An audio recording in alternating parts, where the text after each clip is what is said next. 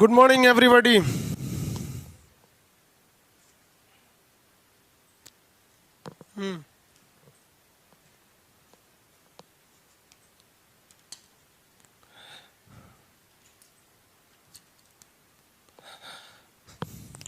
Live आ गए लोग, सब लोग। देखिए, आज थोड़ा सा लेट इसलिए हो गया कि हमारे यहाँ बारिश बहुत ज़्यादा ज़ोर से हुआ था, तो वाईफाई का कनेक्शन वगैरह सब उखड़ गया। वहाँ पे रात भर बारिश हुई है हमारे यहाँ, बिना मौसम के बारिश आजकल हो जा रहा है। इस वजह से ये क्लास लेट हो गया, बाकी सब चीज़ शेड्यूल पे रहेगा। समझ में आया नहीं आ गया आप लोग को?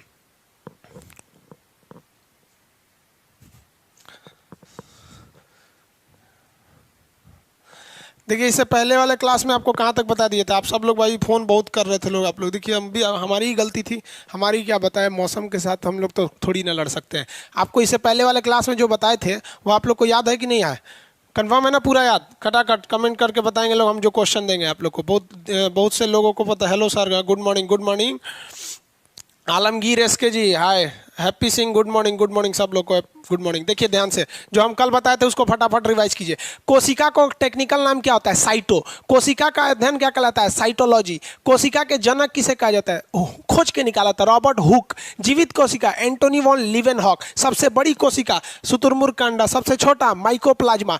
मानव में सबसे बड़ी महिला का ओवम। मानव में सबसे छोटी पुरुष का स्पर्म। मानव में सबसे लंबी कौन सा हो जाएगा? तंत्रिका कोशिका, न्यूरॉन। किसमें विभाजन नहीं होता है? न्यूरॉन में नहीं होता है। सबसे तेजी से विभाजन किसमें होता है? लीवर यानी यकृत में होता है यहाँ पर विभाजन। ये कोशिका के बाहर की झिल्ली को क्या कहते हैं? कोशिका झिल्ली, जिसे प्लाज्मा झिल्ली या प्लाज्मा मेम्ब्रेन कहते हैं। प्रोटीन का होता है। ये पेड़ पौधों और मानव दोनों में पाया जाता है, जबकि पेड़ पौधों में इसके बाहर एक अतिरिक्त परत पाई जाती है जिसे कोशिका भित्ति कहते हैं, cell wall. Cell wall cellulose का बना होता है, जबकि मेम्ब्रेन जो झिल्ली होती है वो किसकी बनी होती है? प्रोटीन की बनी होती है। समझ में आएगी नहीं? आ गया? इसको हम फटाफट बता रहे हैं क्योंकि प्लीज़ आप टेलीग्राम ग्रुप बना दीजिए। हाँ बाबू, बहुत अच्छा। आप बताएं कि टेलीग्राम ग्रुप में बता देंगे। 40 नंबर का क्वेश्चन।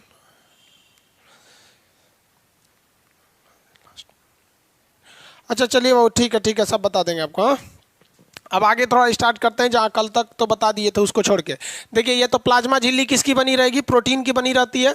और ये बाहर वाली कोशिका भित्ति किसकी बनी रहती है? सेल्यूलोज की बनी होती है। ये माइटोकॉन्ड्रिया है, पावर हाउस कहते हैं इसको। खोज किसने किया था? अल्टमैन। इसकी आंतरिक दीवारों को क्रिस्टी कहते हैं। इसमें क्रैब साइकिल चलता है। आंतरिक श्वसन का काम यही करता है। गोल्जी बॉडी का काम बता सकते हैं? ऊर्जा का परिवहन करता है। कैमिलो गोल्जी किए थे।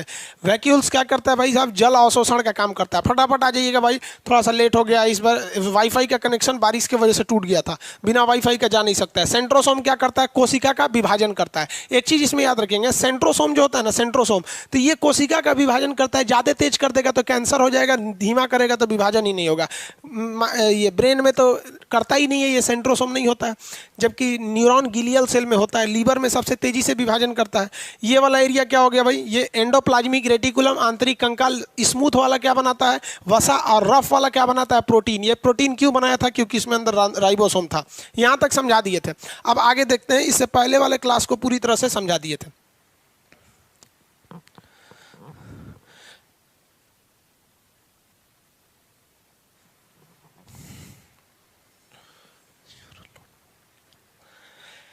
हो गया? अब एक आदमी कह रहे हैं सर यूआरएल नॉट फाउंड लिख रहा था। अब सही हो गया ना? उस वक्त प्रॉब्लम थी बाबू, वाईफाई नहीं था उस वक्त, गिर गया था बारिश की वजह से, वाईफाई का प्रॉब्लम।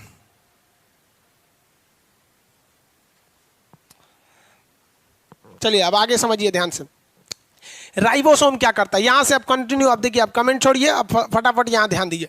राइबोसोम हम आपको बताए थे कि राइबोसोम स्वतंत्र रूप से नहीं पाए जाएंगे। इस राइबोसोम मुख्य रूप से कहां पाए जाते हैं? तो राइबोसोम मुख्य रूप से एंडोप्लाज्मिक रेटिकुलम के रफ वाले एरिया में पाए जाते हैं। ये रफ एंडोप्लाज्मिक पे छोटे छोटे पाए जाते हैं ये राइबोसोम।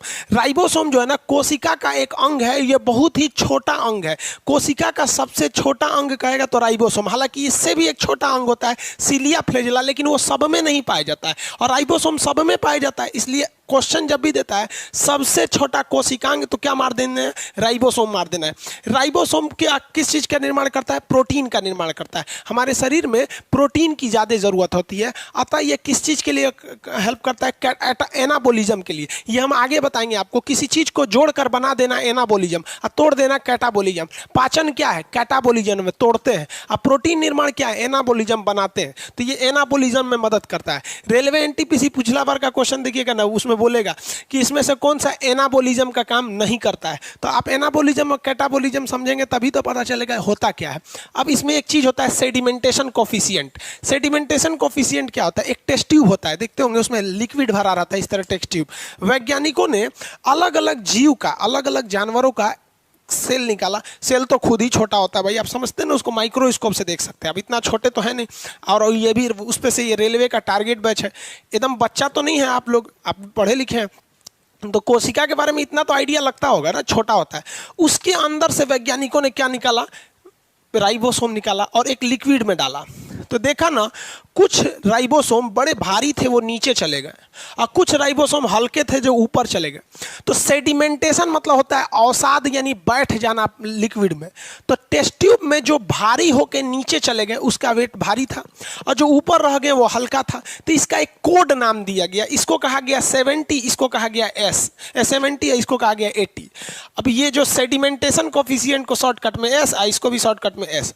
तो राइबोसोम कितने टाइप का होता है? 70S और 80S।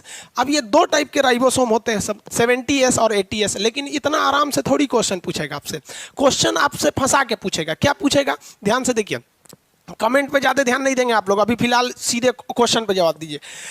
सेडिमेंटेशन को इसमें बढ़िया कौन होता है? तो जेन्युइन बात, अभी से कहते हैं कि 70 रुपया लीजिएगा कि 80 रुपया लेगा। हम आपसे कहते हैं कहीं पे एक सड़क पे एक जगह 70 रुपया गिरा है, एक जगह 80 रुपया गिरा है, कौन सा उठाइएगा आप लोग? हाँ भाई, हम तो दोनों उठा लेंगे। देखिए, यहाँ पैसा नहीं उठाना है, इसमें दोनों में से एक ठो का वैल्यू देखना है। तो 80S वाला जो होता है ना, 80S वाला थोड़ा सा डेवलप ज़्यादा होता है, जिस वजह से उसको अच्छा माना जाता है। तो 80S वाला थोड़ा सा डेवलप होता है। ये क्या होता है? विकसित होता है, डेवलप विकसित होता है। और वो वाला क्या होता है? अविकसित होता है, अविकसित। ये ज़्यादा डेवलप नहीं होता है, अविकसित। समझ में आ गया कि नहीं? अरे भाई, आप मात्रा देख लीजिएगा, हम मात्रा गलती लिख देते हैं, समझाए कि मात्रा पे ध्यान दें। लेकिन ससुरा एगो दिक्कत हो जाता है ना कि हम लोग अंग्रेजी नहीं पढ़ रहे हैं, हम लोग पढ़ रहे हैं बायोलॉजी। यहाँ हर चीज़ का उल्टा नाम है। जैसे देखिए, इंग्लिश अगर पढ़ते हैं तो कोशिका को इंग्लिश में बोलते हैं सेल, काम खत्म। लेकिन बायोलॉजी में ससुरा उसको साइटो बोला जाता है। तो हम लोग को समस्या ये है ना कि हम लोग को हिंदी भी जानना है, उसका अंग्रेजी भी जानना है, और उसके बाद बायोलॉजिकल नाम भी जानना है। तो हम लोग तो इंग्लिश आराम से कह सकते हैं, विकसित को कहते हैं डेवलप, तो इसे क्या कह सकते हैं? डेवलप। और उसको अनडेवलप कह सकते थे, कह सकते थे कि नहीं? लेकिन ये इंग्लिश थोड़ी पढ़ रहे हैं, यहाँ तो सचुरा हम लोग पढ़ रहे हैं लोग क्या चीज? बायोलॉजी। बायोलॉजी में इसका अलग नाम हो जाता है। इसको डेवलप को हम लोग कहते हैं यूकैरियोटिक। इसे क्या कहते हैं? यूकैरियोटिक। आगे बताएंगे यूकैरियोटिक क्या होता है। और जो नॉन डेवलप है ना, उन्हें कहते हैं प्रोकैरियोटिक। प्रोकैरियोटिक। तो अब बताइए, प्रोकैरियोटिक किसे कहते हैं? जो डेवलप नहीं है। अब इसका एक सिंपल सा आप ध्यान से समझिए, एग्जाम में कैसे मारेंगे। 4 ऑप्शन दे देगा, मुर्गा, भेड़, बकरी, मानव, लड़की। इसमें कौन सा विकसित नहीं है? बगलो ऑप्शन डी मारेगा सब, लड़की विकसित नहीं है। अजब हाल है, काहे नहीं विकसित है वो? देखो भाई, लड़की लोग बुरा नहीं मानिएगा, हम तो खुद आप लोग के फेवर में बोले हैं कि लड़की सब भी विकसित रहती है सब। ध्यान से देखिए, जो चीज आपको अपनी आंखों से नहीं दिखाई दे वो डेवलप नहीं होती है। यानी बायोलॉजिकल, उसका एक टर्म समझिएगा। जो आपकी आंख से दिखाई नहीं देता है, नंगी आंखों से जिसे नहीं देख सकते हैं, बहुत छोटा होता है, उसे हम लोग कहते हैं प्रोकैरियोटिक। समझ में आ गया? और जो दिख जाता है वो यूकैरियोटिक। एक बताइए, कोनो बकलोल से पेड़ नहीं दिखता है, गाछ का अमरूद का पेड़ नहीं दिखेगा, तो अमरूद का पेड़ क्या हो जाएगा? यूकैरियोटिक। दिख जाएगा। हम आपको दिख रहे हैं कि नहीं? You you you you you, shortcut में याद रखिएगा, सब लोग दिखाई देते हैं। यू यू यू यू, तो यू से यूकैरियोटिक। जितनी विकसित चीज है यूकैरियोटिक, और जो नहीं दिखेगा प्रोकैरियोटिक। क्लास में पढ़ा रहे थे ना, तो क्लास में तो भयानक भीड़ रहता है। तो एक लड़का कह रहा है कि सर, पिछवा वाला लड़का हमको नहीं दिखाई दे रहा है, और आप बोले हैं जो नहीं दिखता है वो प्रोकैरियोटिक है। बकलोल कहीं का, जो नहीं दिख रहा है उसको प्रोकैरियोटिक थोड़े मार देंगे भाई, जो छोटा है उसको मारेंगे। अब आपसे पूछते हैं, अमीबा क्या है? सीधी से भैया प्रोकैरियोटिक है। छोटका छोटका वायरस ये सब क्या होते हैं? सब प्रोकैरियोटिक। जितना छोट छोटे हैं सब ना, सब क्या है? सब प्रोकैरियोटिक है सर। और जितना बड़ बड़ खटमल, अरे भाई खटमल भी दिख जाता है, मच्छर, चींटी, ये सब चीजें जो माइक्रोस्कोप से देखना पड़ जाए वो क्या हो जाते हैं, सब प्रोकैरियोटिक। अब एक बात बताइए, माइक्रोस्कोप से देखना पड़ रहा है यानी उस ससुरा का शरीर इतना छोटा है कि दिख नहीं रहा है, और उसमें आपको हेते चक्का आप डाल देंगे राइबोसोम। हेते चक्का मतलब समझते हैं in Bihari language, if something very large unusual large then it is known as हेते चक्का इन बिहारी लैंग्वेज। समझ में आ गया? तो इतना बड़ा हो जाने पे अब खुद सोचिए ना कि आप स्कूटर में ट्रक का इंजन नहीं ना डाल देंगे, और स्कूटर से बड़ा उसका ट्रक का इंजन हो जाएगा। इसीलिए ऊपर वाला बहुत होशियार था। जितने भी प्रोकैरियोटिक जीव थे, अविकसित थे, उनमें कौन सा डाला 70, और जो हम लोग हैं उनमें क्या डाला 80। एस का मतलब क्या होता है, बैठने का गुणांक, सेडिमेंटेशन कोफिशिएंट कौन ज्यादा बैठेगा, तो जो 80S वाला बैठेगा। राइबोसोम कितने प्रकार का, 2। प्रोटीन फैक्ट्री किसे कहते हैं, राइबोसोम को। राइबोसोम कहां पाया जाता है, इंडोप्लाज्मिक रेटिकुलम के रफ साइड वाले में पाया जाता है। प्रोटीन का निर्माण करना है, किसी चीज को बनाना, कैटाबोलिज्म नहीं, कैटाबोलिज्म मतलब काटाकुटी, काटाकुटी से बनेगा कैटाबोलिज्म, एनाबोलिज्म से बनाना, तो ये एनाबोलिज्म का काम करता है। जो जीव हमें नहीं दिखाई देते हैं नंगी आंखों से, ऐसे जीवों को हम प्रोकैरियोटिक के नाम से जानते हैं। समझ में आ रहा है कि नहीं आ रहा है? और जो हम लोग दिखाई दे देते हैं ये लोग क्या हैं, लोग यूकैरियोटिक, शॉर्टकट में यू यू यू, सब क्या है, सब यूकैरियोटिक। आप सब लोग क्या हैं, यूकैरियोटिक। किसी को कोई दिक्कत नहीं। खटमल, अरे दिखता है भाई यूकैरियो, अमीबा, पैरामीशियम, युगलीना, ये जब छोटका छोटका है सर, नील हरी सवाल, ये सब यूकैरियोटिक, प्रोकैरियोटिक में मार देंगे। तो ये राइबोसोम समझ में आ गया आप लोग को। आगे समझते हैं हम लोग न्यूक्लियस के बारे में। न्यूक्लियस को हिंदी में क्या कहते हैं, केंद्रक कहते हैं। न्यूक्लियस को हिंदी में केंद्रक। अब पूरी सेल में, पूरा जो सेल है ना, इसके बीच में कोई ना कोई एक तो आदमी चाहिए जो कंट्रोल करके रखे, सबको कंट्रोल। यहाँ पे माइटोकॉन्ड्रिया है, यहाँ पे क्या है, दुनिया भर के चीज़ होते हैं सब यहाँ पे। मान लीजिए यहाँ राइबोसोम है, यहाँ एंडोप्लाज्मिक रेटिकुलम है, यहाँ पर आपका सेंट्रोसोम है, यहाँ पे आप कुछ और ले लीजिए, गोल्जी बॉडी है। इस सबको कंट्रोल करने के लिए एक आदमी की जरूरत होती है। इस कंट्रोलर को हम क्या कहते हैं, controller of cell is known as nucleus. Question कहेगा रेलवे ग्रुप डी का, सुनिए, कोशिका का ब्रेन, बुद्धि किसे कहते हैं, न्यूक्लियस को कहते हैं। यही बताता है रे माइटोकॉन्ड्रिया तोरा ऊर्जा बनाना है, नहीं तो छोड़ देगा तो बकलोला प्रोटीन बनाने लगेगा। इसको कहता है राइबोसोम, प्रोटीन बनाओ, तुमको कुछ नहीं करता है। इधर सेंट्रोसोम को कहेगा दे बकलोला कोशिका विभाजन कर। अब इसका काम है कोशिका विभाजन करना, यानी दूसरे के निर्माण करना, लेकिन बताएगा कौन, बताता है न्यूक्लियस। ब्रेन ऑफ न्यूक्लियस या कंट्रोलर ऑफ न्यूक्लियस या controller of cell nucleus. Power house mitochondria, protein factory ribosome, brain nucleus. Nucleus की खोज किसने किया था, रॉबर्ट ब्राउन। न्यूक्लियस की खोज किसने किया था, रॉबर्ट ब्राउन। अब इसको याद कैसे रखेंगे, भुला जाता है ससुरा। रॉबर्ट हुक की रॉबर्ट ब्राउन। देखिए हुक मतलब होता है नोकने, खोदने वाला कोनो चीज। तो कोशिका को खोदिए के ना निकालिएगा, तो खोद के निकालने वाला यानी खोज करता, तो रॉबर्ट हुक। कैसे कोशिका का खोज कैसे करिएगा, खोद के निकालिएगा, हुक से हो गया। अब ब्राउन कैसे याद रखिएगा, देखिए न्यूक्लियस का मतलब होता है केंद्र। आम खाएं, आम, आम में गुठली होता है, अठुली जिसको बोलते हैं, आम में गुठली या अठुली होता है। गुठलिया को खोलिएगा ना तो ब्राउन कलर का रहता है। तो गुठली भी आम का केंद्रक ही तो है। न्यूक्लियस ऑफ मैंगो इन्होंने फोड़ के ओके अंदर से रगड़ के उसमें नीम का पत्ती डाल के पिपीड़ी बजाता था, गुठलिया का, अठुली जिसको बोलते हैं लोग। तो गुठली किस रंग का होता है, ब्राउन कलर का होता है। अरे लीची का गुठली किस कलर का, ब्राउन। 90% चीज़ों की जो गुठली होती है वो ब्राउन ही होते हैं, सब हल्का ब्राउन। तो गुठली, गुठली बने न्यूक्लियस किस कलर का, ब्राउन। तो गुठली की खोज रॉबर्ट ब्राउन। ये बहुत फंसा देता है आपको। इस केंद्रक के अंदर क्या पाया जाता है, तो इस न्यूक्लियस जो होता है ना, देखिए ये तो पूरा कोशिका हो गया। इस कोशिका में ये ब्लू वाला भाग है न्यूक्लियस, तो ये ब्लू वाला भाग न्यूक्लियस है। और न्यूक्लियस के अंदर भी एक छोटा सा होता है, उसको न्यूक्लियोस कहते हैं, न्यूक्लियोलस। तो ये उतना याद नहीं रहे, केंद्रिका बोलते हैं इसे, उतना जरूरी नहीं है। तो ये न्यूक्लियस है। अब इस न्यूक्लियस में अगर आप ध्यान से देखेंगे तो इसमें गुजुर गुजुर गुजुर गुजुर कुछ घूम रहा है, इसमें कुछ घूमता ही है। इसी को कहते हैं हम लोग डीएनए या क्रोमोसोम। ये आगे पढ़ना है आपको इसी चैप्टर में, तो क्रोमोजोम। अब एक बात पूछिए कि इसमें एक चीज पूछ देता है, क्या पाया जाता है, किस चीज का बना होता है, तो 80% प्रोटीन पाया जाता है। देखिए हमारे शरीर में जब भी पूछेगा कि क्या चीज पाए जाते हैं, तो दो ही चीज उसमें ध्यान दीजिएगा, प्रोटीन ज्यादा होता है और जल ज्यादा होता है। तो इसके अंदर न्यूक्लियस के अंदर किस चीज की मात्रा होती है, प्रोटीन 20% और डीएनए प्रोटीन 80% और डीएनए 20% पाया जाता है न्यूक्लियस के अंदर। बताइए शरीर का कंट्रोलर किसे कहते हैं, कोशिका का कंट्रोलर किसे कहेंगे, कंट्रोलर, हाँ न्यूक्लियस को कहेंगे, कंट्रोलर न्यूक्लियस को कहेंगे। याद कैसे रखेंगे, अठुली वगैरह ब्राउन होता है तो न्यूक्लियस की खोज भी रॉबर्ट ब्राउन ने किया था। कितने परसेंट प्रोटीन? 80%। ये एक अलग ही चैप्टर है आपका, इसमें पूरा डिटेल से बताएंगे डीएनए क्या है, आरएनए क्या है, डीएनए फिंगरप्रिंटिंग क्या है, कैसे फोरेंसिक जांच में पकड़ा जाते हैं कोई भी आदमी। ये न्यूक्लियस हो गया। आगे बढ़े, अब लाइसोसोम समझिए, ये बहुत इंपॉर्टेंट है लाइसोसोम। किसी को कोई दिक्कत नहीं होना चाहिए लाइसोसोम। हाँ, एक चीज़ और याद रखिएगा, आज 1 बजे आप लोग मैप का एडमिशन ले सकते हैं। लोग जो ऑलरेडी पढ़ रहे हैं ऐप पर, ये हम आपको बताए हैं 1 बजे से लेकर 2 बजे के बीच में एडमिशन होगा 150 में, उसके बाद ये हो जाएगा 200, उसके बाद हो जाएगा 300, उसके बाद हो जाएगा 400। ठीक है, आप ये नहीं बोलिएगा सर आप हमको बताए नहीं। 1 बजे से 2 बजे के बीच में 150 में हो जाएगा। इतना बाबू सर्वर कॉस्ट भी नहीं आता है, सर्वर कॉस्ट ले लेता है 150 रुपये। समझ में आ गया? जितना घंटा आप क्लास करते हैं ना, उतना घंटा सर्वर कॉस्ट लगता है हमको, उसके हिसाब से। इसलिए आपको भी थोड़ा सा ध्यान से रखिएगा, इसलिए हम आपको बता दिए। अब लाइसोसोम के बारे में समझते हैं। आज क्लास बहुत लेट हो गया है, इस वजह से गलती तो सर्वर उसमें वाईफाई में हो गई थी, इसलिए आज थोड़ा सा कम में पढ़ पाएंगे। लाइसोसोम की खोज डी डूबे ने किया था। लाइसोसोम की खोज किसने किया? डी डूबे ने। किसने किया? डी डूबे। याद रखेंगे, ये कई बार पूछा हुआ है डी डूबे। अब इसमें कंसेप्ट क्या है डी डूबे में, ये नाम ही ना याद रखना पड़ेगा आपको। लाइसोसोम करता क्या है? तो लाइसोसोम एक थैली के समान संरचना होती है, इसी लाई का ब्लाइडर जिसे बोलते हैं, थैली के समान संरचना होती है। ठीक है,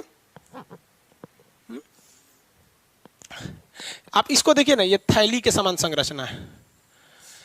ये एक तरह का गोला होता है थैली के समान, और इसके अंदर क्या भरा होता है? Hydrolytic enzyme. आपके पीडीएफ में ही लिखा हुआ है ये हाइड्रोलाइटिक एंजाइम। हाइड्रोलाइटिक एंजाइम देखिए, हमारे पेट में हाइड्रोक्लोरिक एसिड होता है ना, तो उसी तरह कोशिका के अंदर देखिए, ये ध्यान से देखिए, ये कोशिका, ये माइटोकॉन्ड्रिया है, ये मान लीजिए सेंट्रोसोम है, एंडोप्लाज्मिक रेटिकुलम है, इसी के बगल में रहेगा राइबोसोम, यहाँ रहेगा न्यूक्लियस, यहाँ रहेगा गोल्जी बॉडी।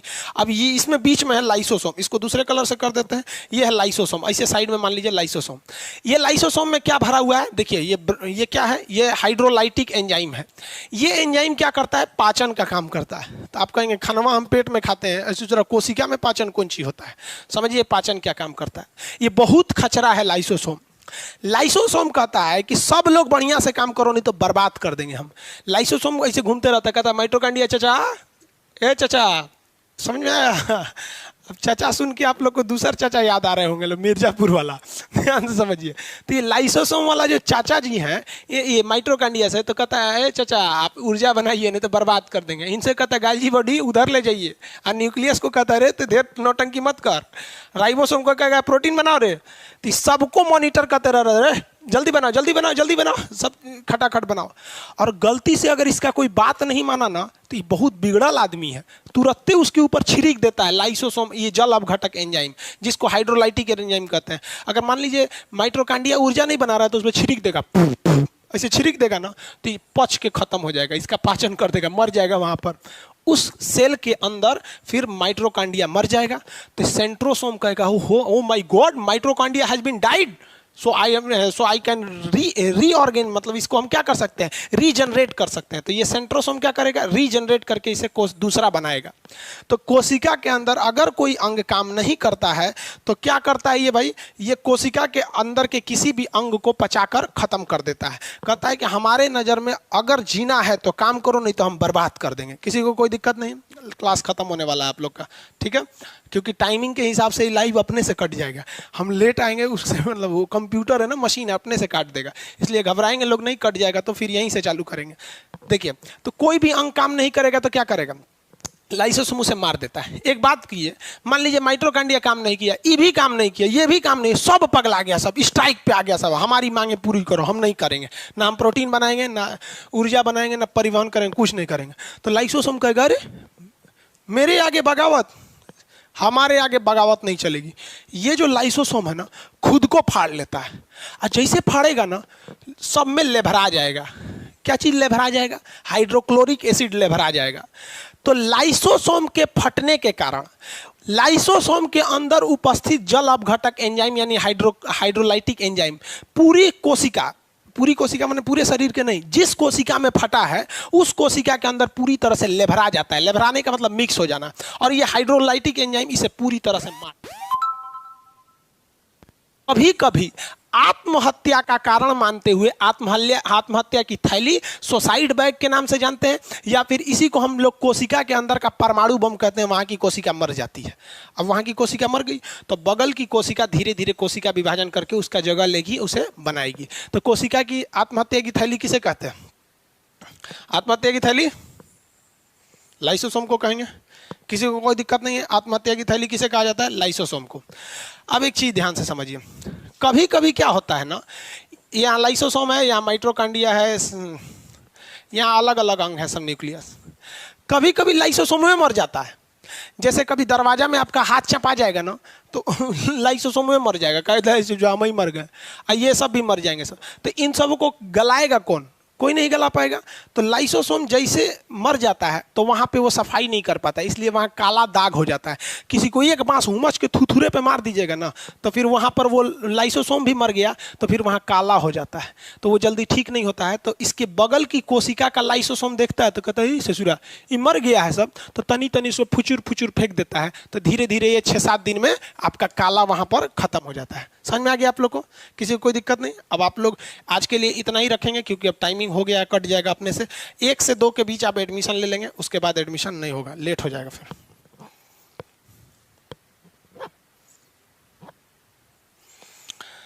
समझ में आ गया आप लोगों को?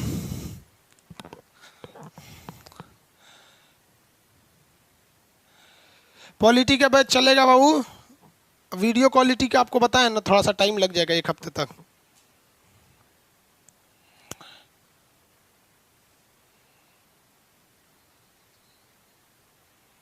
गुड बाय सब लोग को। शाम में क्लास अभी फिजिक्स का नहीं होगा, शाम में फिजिक्स का क्लास अब अगले सप्ताह से होगा। आप घबराते क्यों हैं? आपको क्या लगता है दिसंबर में आप पूरा एग्जाम ले लेगा? एग्जाम वहाँ चालू करेगा तो उसको 3 महीना लगेगा चालू लेते लेते, अभी उसको 1 दिन में एग्जाम ले लेगा आपको।